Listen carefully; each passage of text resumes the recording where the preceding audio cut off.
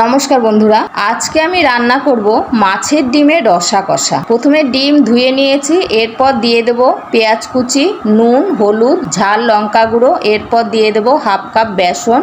এবারে সমস্ত কিছু দিয়ে মেখে নেব। এবারে একে একে সমস্ত বড়া লাল করে ভেজে তুলে নেব। ওই তেলের মধ্যে দিয়ে দেব টুকরো করে কেটে রাখা আলু, নুন হলুদ দিয়ে লাল করে ভেজে তুলে নেব। এবারে দিয়ে দেব তেলের মধ্যে গোটা জিরে, তেজপাতা, চেরা কাঁচা লঙ্কা, পেঁয়াজ কুচি দিয়ে একটু ভাজা ভাজা করে দিয়ে দেব আদা বাটা, রসুন বাটা আর দেব টমেটো কুচি, সামান্য দেব নুন। সমস্ত কিছু দিয়ে ভালো করে নাড়াচাড়া করে 2 মিনিটের জন্য ঢাকা দিয়ে রাখবো। 2 মিনিট পর ঢাকা তুলে দিয়ে দেব জিরে গুঁড়ো, ধনে গুঁড়ো, কাশ্মীরি লঙ্কা গুঁড়ো, হলুদ, আন্দাজ মতো নুন, সামান্য জল দিয়ে কষিয়ে এবারে দিয়ে দেব ভেজে রাখা আলু। আবারও কম আঁচে 2 মিনিট কষিয়ে দিয়ে দেব পরিমাণ মতন জল। এরপর মাঝারি আঁচে রেখে আরো 3 মিনিট ফুটতে দেব। 3 মিনিট পর ভাজা মাছের ডিমের বড়া দিয়ে আরো 2 মিনিট কম আঁচ করে ঢাকা দিয়ে রাখবো। 2 মিনিট পর ঢাকা তুলে গরম মশলা গুঁড়ো দিয়ে